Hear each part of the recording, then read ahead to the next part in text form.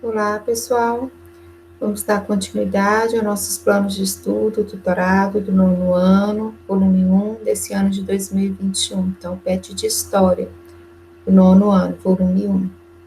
Bom, sou a professora Kátia, são 4 semanas de estudo. Na primeira semana, a gente vai estar estudando, nessa primeira semana, aqui o mundo contemporâneo, o antigo regime, em crise. Bom, as habilidades aqui, identificar os principais aspectos conceituais do iluminismo, do liberalismo, discutir as relações entre a organização do mundo contemporâneo e os conteúdos relacionados, liberalismo econômico, revolução industrial. Então, vamos lá? Bom, tema, iluminismo e liberalismo. Cara estudante, nessa semana você vai analisar os princípios do iluminismo, do liberalismo, identificar a influência de ambos nos desdobramentos da Revolução Industrial e Francesa. E recapitulando então, recordando, vamos relembrar então a Idade Moderna, que é aproximadamente aí do século XV até o século XVII, tem algumas características peculiares, como um período de transição de pensamentos e comportamentos. O século XVIII se caracterizou como um ápice do racionalismo, do cientificismo, do renascimento científico, cultural, que deu em virtude do iluminismo, movimento de ideias do século XVIII, o século da luz, da razão, da ciência. Essa impressão de continuidade e de progresso da época moderna é oriunda da corrente iluminista da França, que via a si própria como expoente da razão, em seu estágio aí mais avançado. Mas o iluminismo não se restringiu somente à corrente francesa. Houve outras duas muito importantes, que foi a britânica e a americana, ou estadunidense. O iluminismo, então, é a época do progresso, o século XVIII, de avanços científicos, da crença na razão, na ciência, por meio do qual o progresso poderia ser alcançado. E o liberalismo, aí, do ponto de vista econômico, não deveria haver um sistema opressor que retirasse dos indivíduos a sua liberdade, deixando-os livres, na medida do possível, para viverem e produzirem do jeito que eles quisessem, essa liberdade econômica e essa liberdade também política. Então, de liberdade, liberalismo, iluminismo, vem de luz, razão, ciência. Então, uma época de agitações, de defesa por liberdade. Aí o lema da Revolução Francesa, né? Liberdade, igualdade, fraternidade, ou seja, a lei igual para todos, né? Essa questão aí que já está começando aí dos direitos humanos, a dignidade da pessoa humana. E o liberalismo econômico, aqui com Adam Smith, o Estado deveria ter o mínimo possível de participação e gestão na economia, pois essa deveria ficar totalmente regulada por si mesma, ou seja, o Estado tinha que intervir muito pouco na economia, ou quase nada. Bom, aí John Locke aqui, de 1632 a 1704, reconhecia como direitos naturais a liberdade, a propriedade, a vida. Ninguém pode tomar um bem que é seu. Então, liberdade, propriedade, a vida. Bom, o Estado deveria ser uma instituição reguladora por meio de um corpo de leis que estabeleceria os limites para o convívio pacífico entre os cidadãos. Então, a função do Estado é justamente aí defender os seus direitos naturais que ninguém pode estar tomando, que é a liberdade, a propriedade, a sua vida. E Thomas Hobbes aí, de 1588 a 1789, anteriormente um pouco, defendia a existência de direitos naturais inerentes a todos os seres humanos. O Estado caberia regular a vida em sociedade por meio, aí na época, esse pensador monarquia absolutista. Ele defendia o absolutismo. Mas na época do iluminismo, desses pensadores liberais, tá, o liberalismo, aí principalmente Voltaire, Montesquieu, Adam Smith, a liberdade, comércio total, tá? Diferente dessa ideia de defender uma monarquia absolutista, o poder total do governante, do monarca, ou seja, contrário a essas ideias que defendia aí essa monarquia absolutista, o poder monárquico total do rei. Eles querem diminuir o poder da participação do Estado, controlando a vida, regulando a vida, a economia.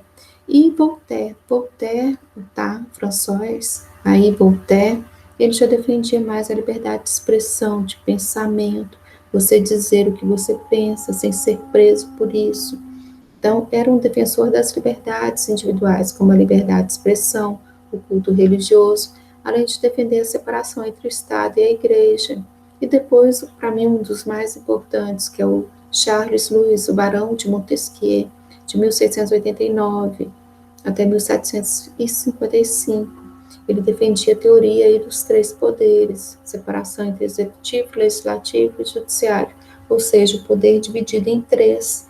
Então, o poder vai estar controlando o outro, todos os três, autonomia. Então, o poder tinha que ser dividido em três poderes, para não cair no autoritarismo, no abuso aí do poder do governante.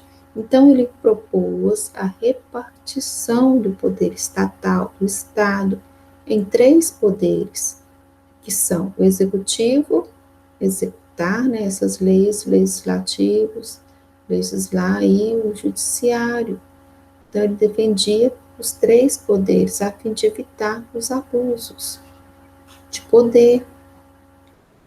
Bom, e só relembrando então, século XVIII, a época do iluminismo, progresso, ciência, uma crença muito grande no avanço da ciência e a defesa muito grande de suas liberdades, tá? O liberalismo.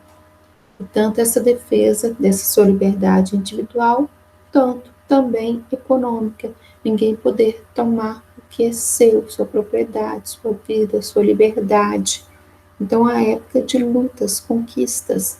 E o filme aqui é filme Catarina entre o amor e o poder.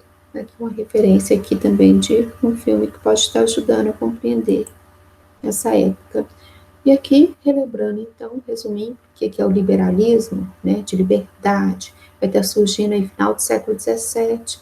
É um conjunto de teoria, de ideias, teorias políticas, que sustentaram uma luta estrutural e política contra o fim do antigo regime. O que seria o antigo regime? Do rei, do monarca, do poder absoluto, das monarquias absolutistas, que o rei controlava tudo, tá? Ele controlava tudo, ele era dono de tudo, tudo pertencia ao rei. Então ele seguia as leis do jeito que ele queria, e era um poder absoluto, total. Então o liberalismo é contra esse sistema aí do governante, do rei, está controlando tudo. Ou seja, contra a monarquia absolutista, né? O liberalismo. Como teoria econômica, o liberalismo então vai estar surgindo aí no século XVIII para conferir uma estrutura conceitual ao novo movimento econômico, que surgiu com a alta industrialização iniciada nesse século e consolidada no século seguinte. Então você tem a Revolução Industrial, que vai estar acontecendo na Inglaterra, depois você tem a Revolução Francesa, 1789, que é a tomada do poder pela burguesia. E quais são as características, então, do liberalismo? Bom, quando as primeiras ideias ditas liberais elas surgiram, ainda no século XVII, elas vinham de filósofos ingleses, como John Locke, o francês iluminista, Montesquieu, Voltaire. O intuito nessa época era de estar derrubando, então, o antigo regime, que era a monarquia absolutista. Então, o monarca, o rei, com poder absoluto, total. Então, era derrubar esse antigo regime e instituir estados constitucionais de direito na Europa, tá? Você ter seus direitos assegurados, liberdade aí, direito à sua propriedade, ninguém tomar o que é seu bem, tá? Sua liberdade, sua vida, direito aí de professar a crença que você quiser, defender sua liberdade de pensamento, de dizer o que você gostaria sem ser preso, perseguido. Então, essas teorias, esse pensamento aí, vão ser muito defendidos no final do século XVII, XVIII. Bom, as ideias mais aí remotas aí do pensamento liberal e político advém do filósofo inglês John Locke. Para Locke, o ser humano possui direitos naturais, que são fundamentalmente o direito à vida, à liberdade e à sua propriedade, ninguém tomar o que é seu. A propriedade privada passa a ser legitimada como um direito natural, tá? Por causa do seu trabalho. Então, o trabalho Com o seu trabalho, você vai adquirir a sua propriedade, seu bem, que é seu e ninguém pode estar te tomando. Então, a propriedade privada, para ser legitimada como direito natural, deveria ter uma função social que atenda a comunidade. O liberalismo admite que não deveria haver um sistema opressor que retirasse dos indivíduos a sua liberdade, deixando-os livres, na medida do possível, para viverem e produzirem.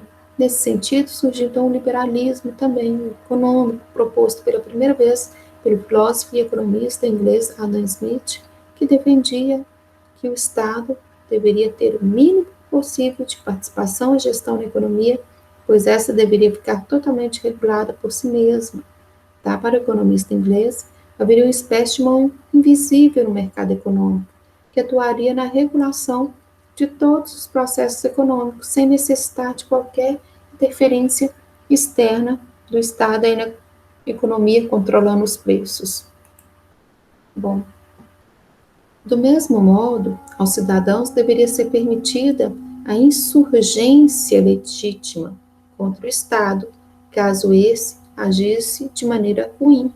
Então, essa insurgência, ou seja, você se rebelar, de um impeachment, vamos dizer assim, essa insurgência legítima contra o Estado, caso este agisse de maneira ruim, algo que a monarquia não permitia. Então, a melhor maneira de governar, segundo John Locke, seria o parlamentarismo constitucional e democrático. É assim, então, John Locke entrega a gênese, a origem do pensamento liberal político e solta as primeiras fagulhas de um pensamento liberal econômico também, que surgiria algumas décadas depois. O iluminismo, esse movimento desses pensadores defendendo essa ideia de liberdade, igualdade, fraternidade, esses são os lemas da Revolução Francesa, mas de igualdade, né? As leis iguais para todo mundo, a sua liberdade, o seu pensamento, ninguém tomar os seus bens, suas propriedades. Desse pensamento aí, que é posto em prática em século XVIII, o iluminismo francês seguiu um curso parecido na luta contra a monarquia durante a Revolução Francesa. Então, os filósofos como Montesquieu, Voltaire, eles deram continuidade a esse pensamento político liberal, de liberdade, liberalismo, tá? Ou seja, contra a opressão. O Voltaire, ele já era defensor, então, das liberdades individuais, como a liberdade de expressão, de você falar o que você pensa. Se você quiser falar mal do governo, você pode falar, sem ser preso, porque na época era preso. Tá? Liberdade de expressão, de culto religioso, além de defender, então, a separação entre o Estado e a Igreja. O Barão de Montesquieu criou a teoria da tripartição do Estado, que propõe uma maneira de repartir o poder estatal do Estado em três partes, três poderes, sendo ela executivo, legislativo e o poder judiciário. Três poderes autônomos, um controlando o outro, para não cair numa ditadura, no autoritarismo. A intenção de Montesquieu, então, era apresentar uma forma de evitar abusos de poder, tirania, tá? E garantir a manutenção das liberdades individuais. Então, tem dois tipos, então, de liberalismo.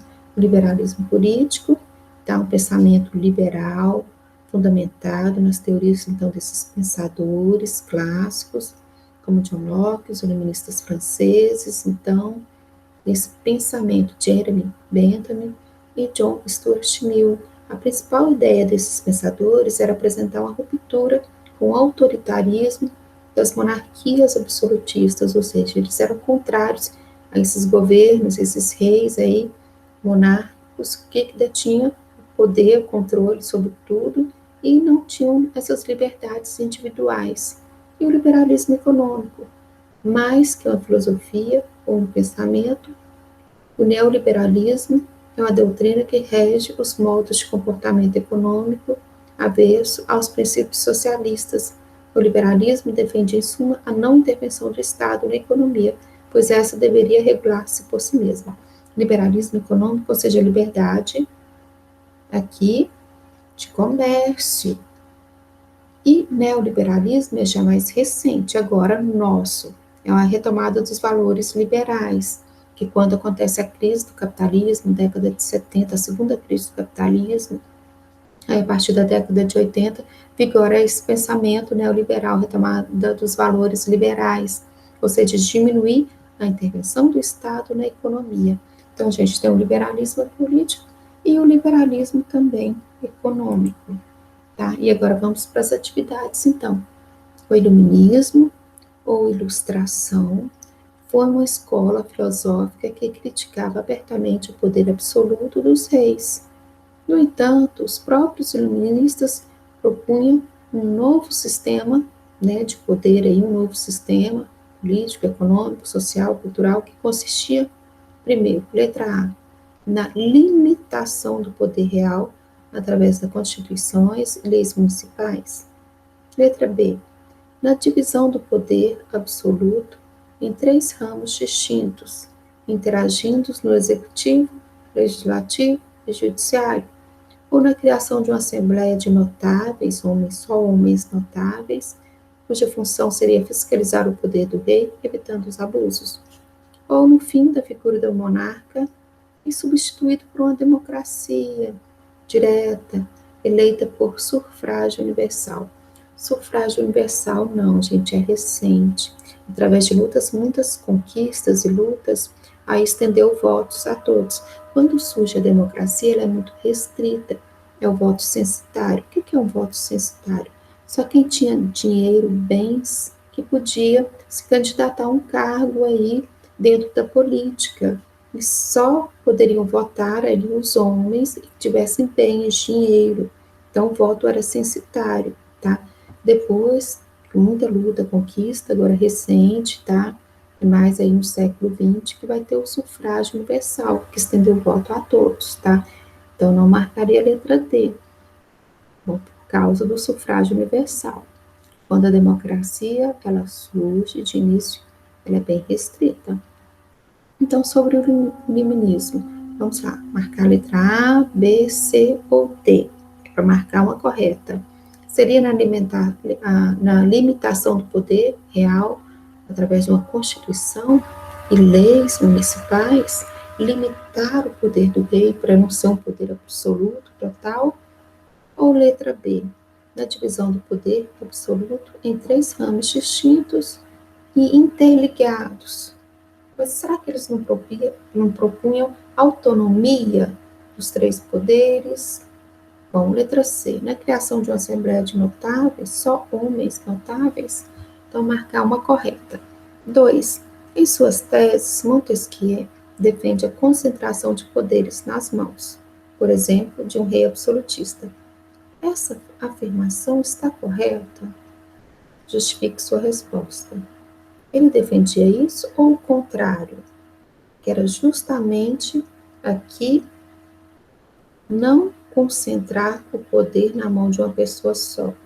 Ele não vai criar a teoria dos três poderes, dividir o poder em três, para não ter abusos, autoritarismo, tá? A teoria, vamos relembrar a teoria do Montesquieu? Vamos voltar, que aí a gente relembra. Ah, passei. Espera que deixa eu voltar que eu acho.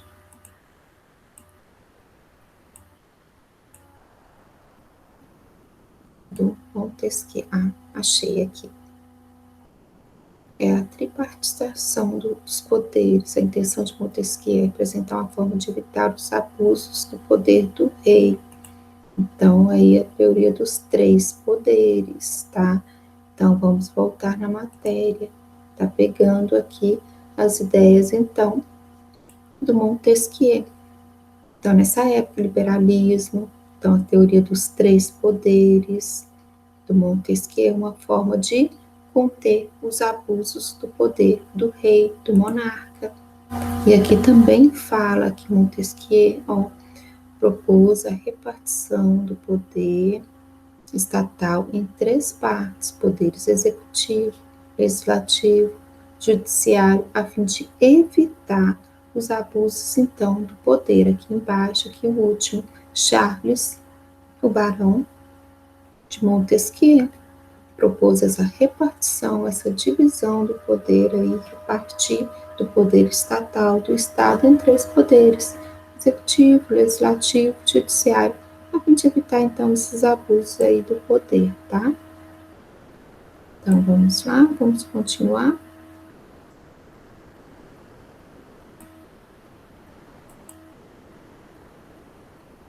Agora vamos para a questão 3. Então, Voltaire resumiu o pensamento do escritor aqui, aliás, Evelyn Beatriz, biógrafa de Voltaire, resumiu o pensamento do escritor com a célebre frase: posso não concordar com nenhuma das palavras que você disser, mas defenderei até a morte seu direito de dizê-las. Com a frase expressa um dos ideais do iluminismo. Vou repetir a frase então, do Voltaire. Posso não concordar com nenhuma das palavras que você disser, mas vou defender então o seu direito, vou defender até a morte o seu direito de dizê-las. Bom, essa frase expressa um dos ideais do iluminismo, como liberdade de expressão, letra A, ou divisão dos poderes, C, prepotência da ciência, ou letra D, valor da educação. O que essa frase quer dizer? Posso não concordar com nenhuma das palavras que você disser, mas defenderei até a morte seu direito de dizer. Seria a liberdade de expressão? Ou a divisão de poderes? Ou a letra C, preponderância da ciência? Ou a letra D, valor da educação?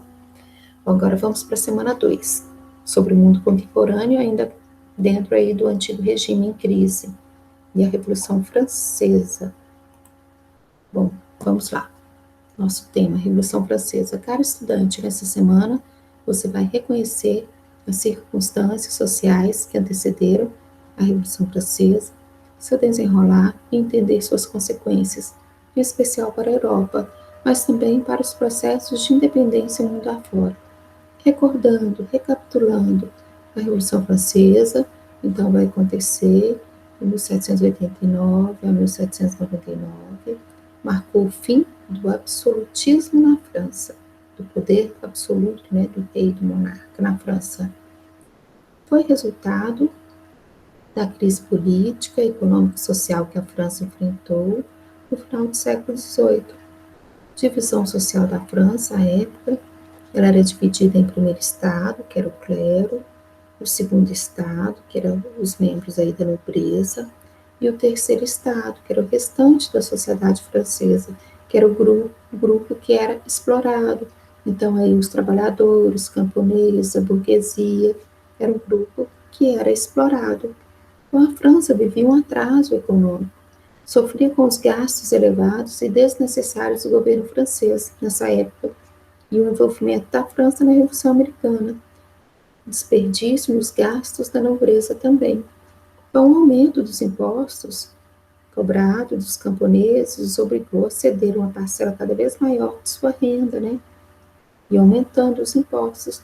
E para piorar, em 1788, as colheitas na França haviam sido ruins. Bom, para contornar esse cenário, os Estados Gerais, que é uma espécie de assembleia que surgiu na França medieval e que era convocada em momentos de crise, foram convocados. E em 1789, os representantes do terceiro estado exigiam que o voto fosse individual e foram derrotados. Uma Assembleia Nacional Constituinte foi criada. A população enfureceu-se quando o rei ordenou o fechamento dessa Constituinte. A tomada da Bastilha em 14 de julho de 1789 pelos sans-culottes rebelaram-se, atacando a Bastilha, uma prisão que representava o símbolo do poder aí do antigo regime. A queda dessa prisão, da Bastilha, marcou o início, então, da Revolução Francesa e vai se espalhar aí esse fervor revolucionário pelo país. Das etapas da Revolução Francesa, você tem a Assembleia Nacional Constituinte e a Assembleia Legislativa. Depois, é um período de muito medo, grande medo, em 1789, acontece saques a propriedades, assassinatos aí de membros da nobreza, da aristocracia, Os privilégios feudais do clero, os membros da igreja do clero, foram abolidos, extintos. Bom, o que acontece? Em 1789, a Declaração dos Direitos do Homem e do Cidadão. Todos os homens são iguais perante a lei. Aí é igualdade perante a lei. Não é igualdade econômica. Todos os homens são iguais perante a lei. A lei é igual para todo mundo. Que antes existia um tribunal só para os nobres, outro só para o povão. Agora não. A lei é igual para todo mundo. Bom, o rei Luís XVI ele tentou fugir da França em 1791, mas ele foi capturado e conduzido ao palácio na época, em Paris. Em 1791, a França se tornou uma monarquia constitucional. Significava que tinha um rei, mas ele era obrigado a seguir uma constituição. Então, tem um monarca, o rei, mas ele tem que seguir as leis, uma constituição. Com a Convenção de 1792, na Assembleia Legislativa, foi substituída pela Convenção de Setembro de 1792. Luís XVI deixou de ser o rei da França e acabou sendo executado em 1793. Tá? Então ele foi levado para a guilhotina e acabou perdendo a cabeça, foi executado. Já o período de terror é de 1793 a 1795, em que jacobinos, liderados por Robespierre, radicalizaram a Revolução, a Revolução Francesa. Então, é um período de muito medo. Na tentativa de impor uma ampla agenda reformista no país, por meio do Comitê da Salvação Pública, os jacobinos perseguiram seus opositores. Isso gerou a reação termidoriana em julho de 1794 a outubro de 1795. A partir daí, os girondinos passaram a reverter as decisões jacobinas. Vários jacobinos, incluindo Robespierre, foram guilhotinados. Então, quando estava no poder dos jacobinos, eles perseguiam os conservadores, os girondinos. Depois, os girondinos chegaram ao poder e começaram a perseguir os jacobinos.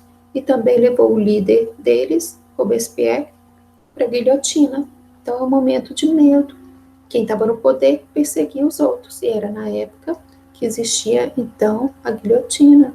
Era uma lâmina que descia e cortava a cabeça das pessoas. Então, elas eram executadas, condenadas à morte. Bom, o diretório. O que foi a época do diretório? De 1795 a 1799. Os girondinos e a alta burguesia francesa redigiram uma nova constituição para a França e restauraram algumas medidas, como o voto censitário, não é o voto universal, só quem tinha dinheiros e homens que podiam votar, ter acesso ao voto, se candidatar a um cargo público aí dentro da política. Foi um período autoritário no qual o exército francês foi utilizado várias vezes para reprimir o povo. Além disso, houve resistência a tentativas de golpe por parte de jacobinos e monarquistas, pessoas que queriam de volta a monarquia no poder, membros da monarquia, já que muitos morreram, inclusive o rei, mas ali alguns membros aí da família. Bom, e o que foi o 18 de Brumário? É um golpe dado por Napoleão Bonaparte, tá? Em 1799, que tomou o poder na França.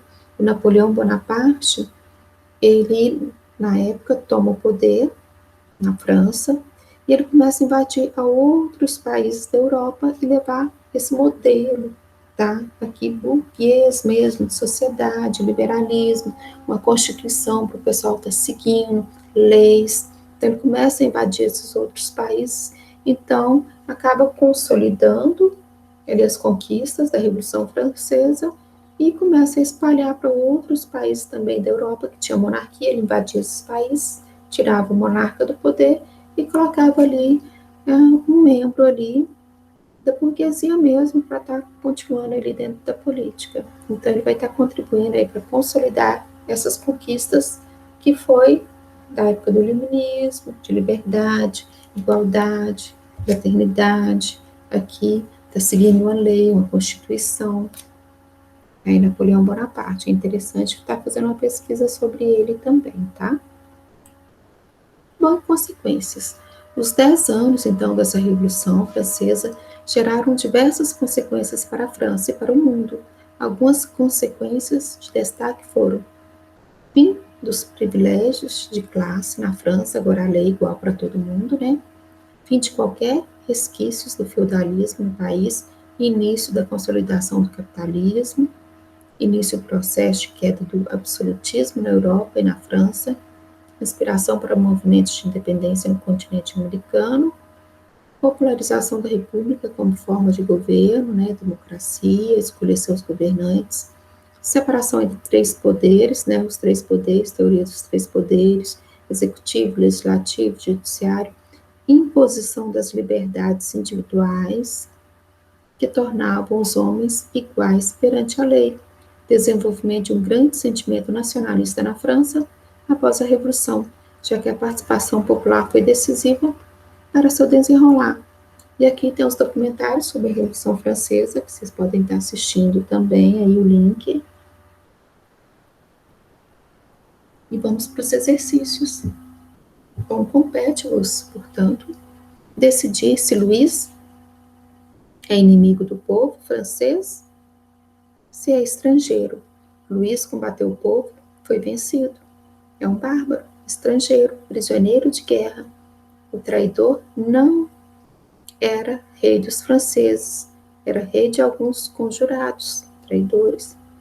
Fazia recrutamentos secretos de tropas, tinha magistrados particulares, considerava os cidadãos como seus escravos. Falando do rei francês, tá, Luís XVI. Bons discursos e relatos, então, de Saint-Just, Lisboa, 1975, esse livro. Bom discurso de Saint-Just, com seu tom acusatório, remete às relações entre a população e o rei Luís XVI, durante o processo revolucionário que teve como consequência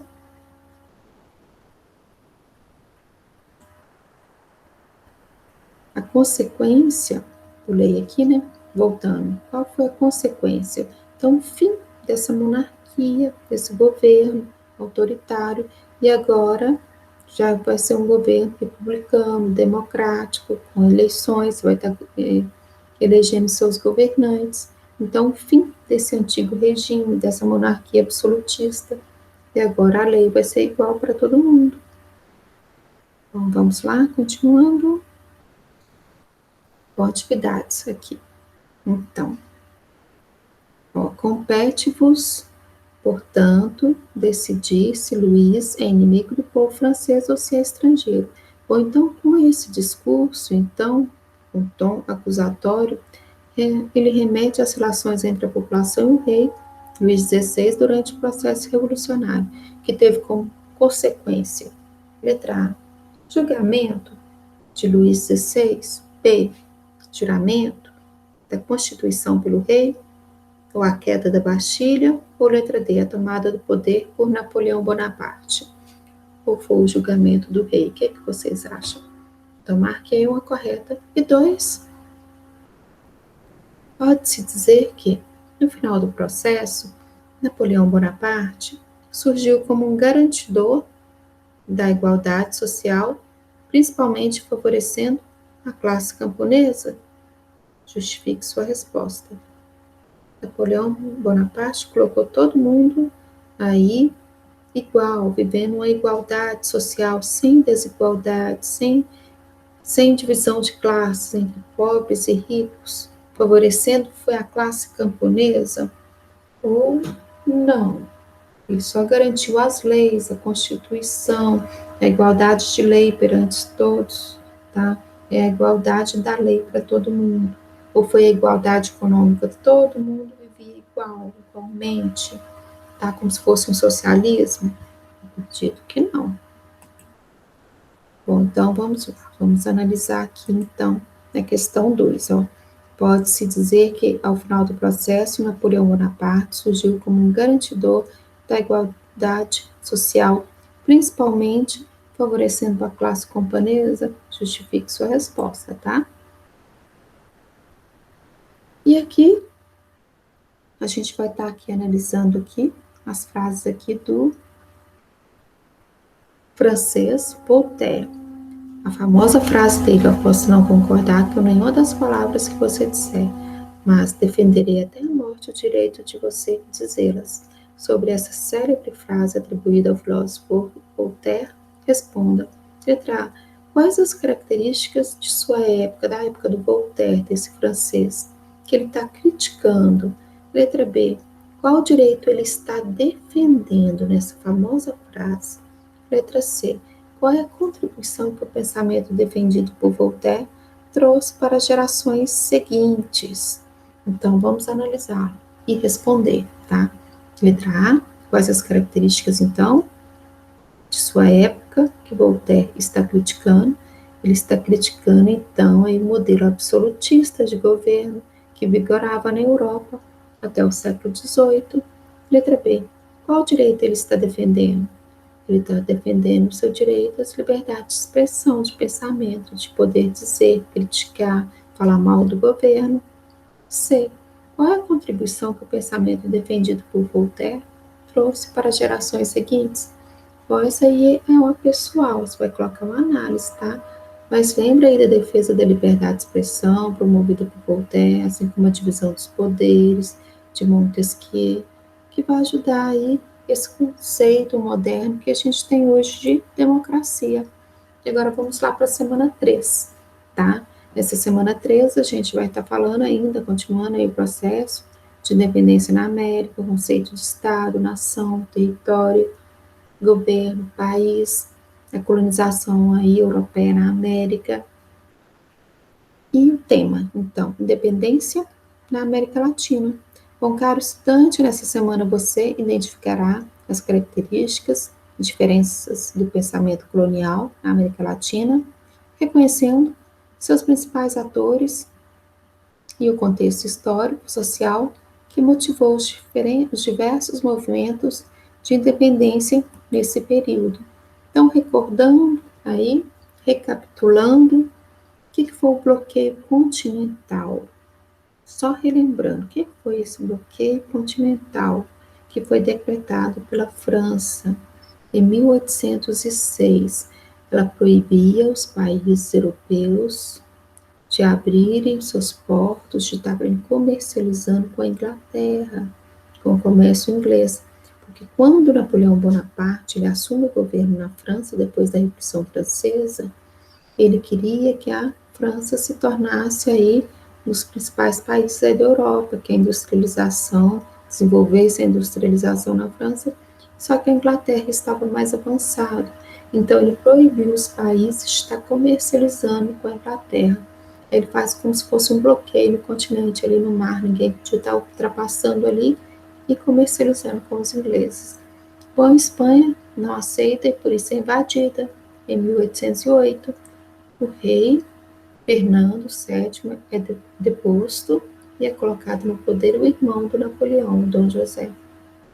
Bom, as colônias espanholas resistiram à ocupação francesa com o apoio da Inglaterra e da elite crioula, descendente de espanhóis nascidos na América. Em várias cidades passou-se a defender a ideia de ruptura definitiva com a metrópole, com o seu país, tá? Isso contrariava os interesses dos chapetones, que eram os espanhóis que viviam na América, representando os interesses da coroa espanhola. Bom, e o que vai estar acontecendo com essas colônias, principalmente aqui na América?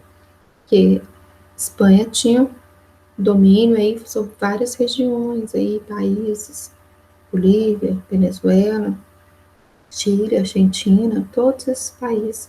Uma época que vai ser o quê? De emancipação, de independência, de luta. Então, eles vão aproveitar esse momento para estar conseguindo suas independências, então. Bom, então vamos lá. Emancipação das colônias. Então, ao criar universidades, liberar o comércio nas colônias, Rei Carlos III estimulou seu desenvolvimento, assim como o anseio de libertação surgindo do sentimento de nacionalismo.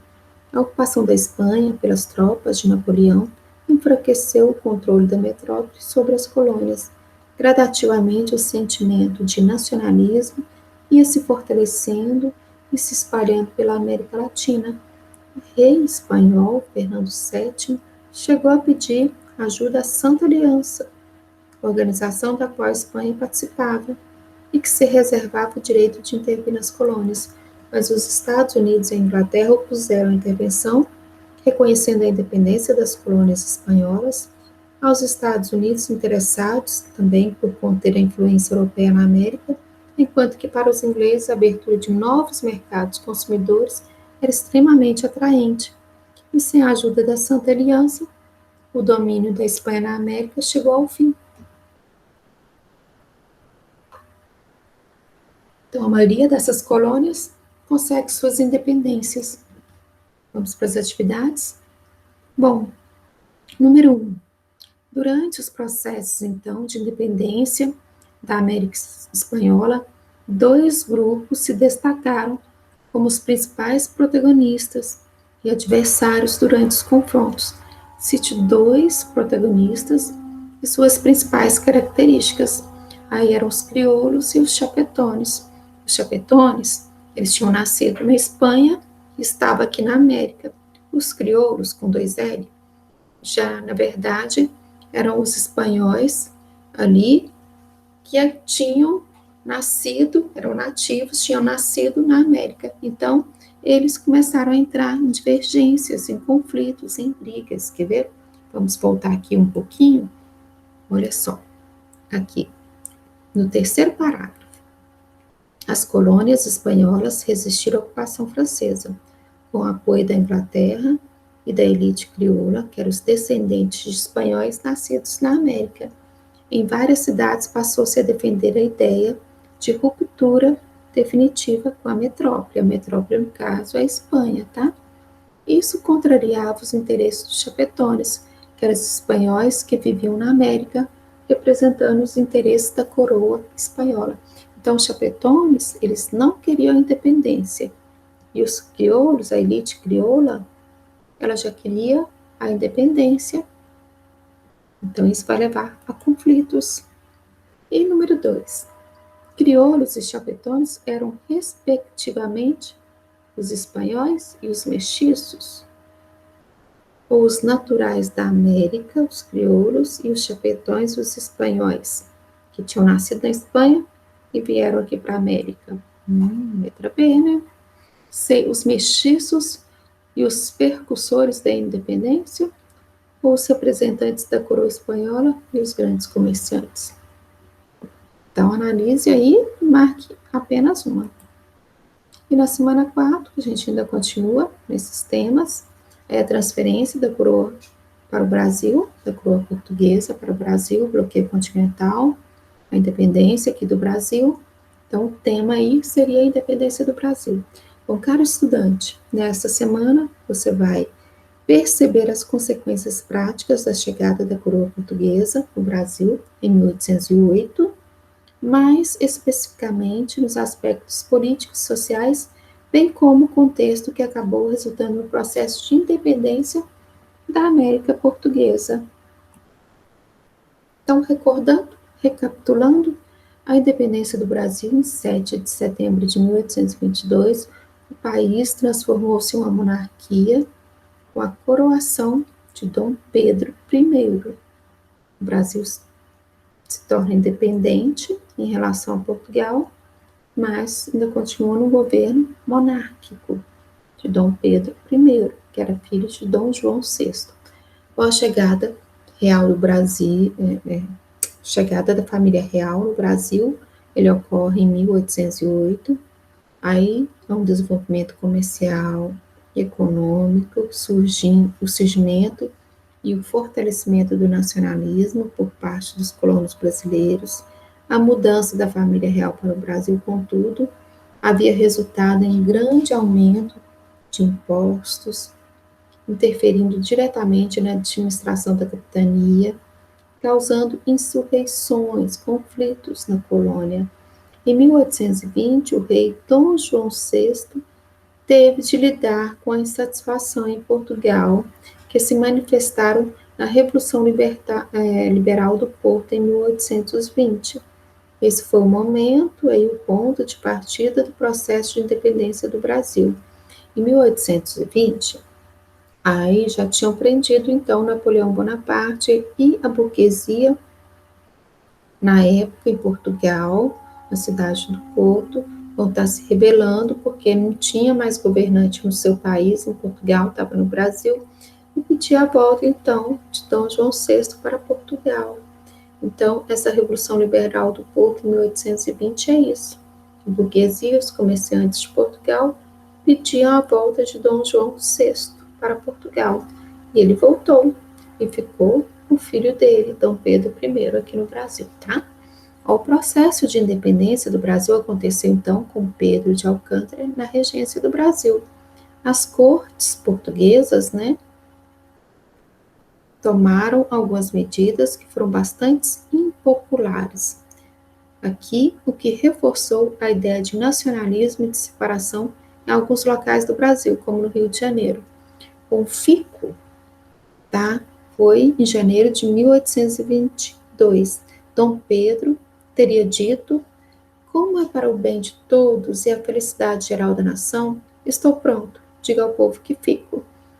Ele resolveu ficar aqui no Brasil. Aí esse dia, tá, em janeiro de 1822, é considerado como o dia do fico. Simplesmente falou o Dom Pedro: vou ficar aqui no Brasil, diga ao povo que fico. Bom, cumpra-se. Maio de 1822, leis e ordens decretadas em Portugal só teriam validade no Brasil com o aval, então, do príncipe regente. Foi em 28 de agosto de 1822, o retorno de Dom Pedro para Portugal deveria ser imediato. Os ministros de Dom Pedro eram acusados de traição. Bom, aí o que acontece? 7 de setembro de 1822, o príncipe regente estava em viagem a Santos, proclama a independência, tá, do Brasil. Aí é oficial. Então, o Brasil se torna independente em relação a Portugal em 7 de setembro de 1822. Bom, uma série de rebeliões no Brasil começou a acontecer, tá, contra a independência. Eram movimentos nas províncias que se mantiveram leais a Portugal, no caso, Pará, Bahia, Maranhão, Cisplatina, atual Uruguai. As campanhas militares se estenderam até 1824.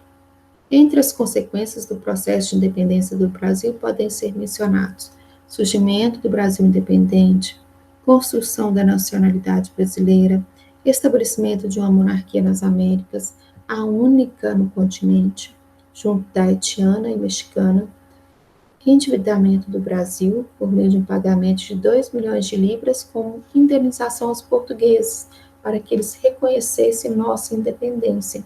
Nós tivemos que pagar, tá? E o filme Independência ou Morte, ou também tem o filme Carlota Joaquina, também muito bom, para estar retratando esse período.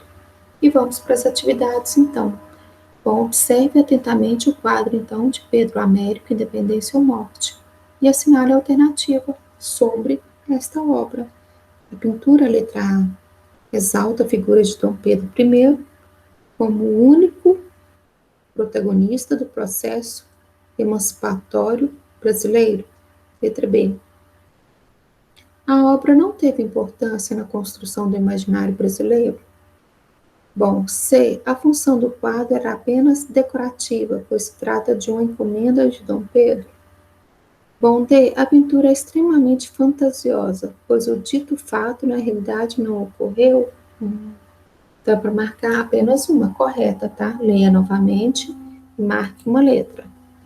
2. Por ocasião do dia do fico, estando clara a intenção de Dom Pedro em não retornar a Lisboa, as cortes portuguesas acabaram por recuar, reconhecendo de pronto a independência brasileira. Essa afirmação está correta? Justifique. Vamos de novo, ó. Por ocasião do Dia do Fico, estando clara a intenção de Dom Pedro I em não retornar a Lisboa, as cortes portuguesas acabaram por recuar, reconhecendo de pronto a independência brasileira? Não. Tá? O Dia do Fico ele resolveu ficar aqui no Brasil, mas só em 1822, em 7 de setembro de 1822, é que realmente o Brasil vai se tornar independente mesmo, oficialmente, de fato. Bom, querido estudante, aqui encerramos então a primeira etapa de uma caminhada que se inicia, repleta de descobertas acerca do nosso processo histórico, mundo afora, em especial no Brasil. Tenha sempre a certeza que essa caminhada será extremamente estimulante e que você contará sempre com o apoio pedagógico necessário para a sua caminhada ao final, aí proveitosa e bem sucedida. Bom, então por hoje é só. Bons estudos, bom trabalho, boa pesquisa e até a próxima.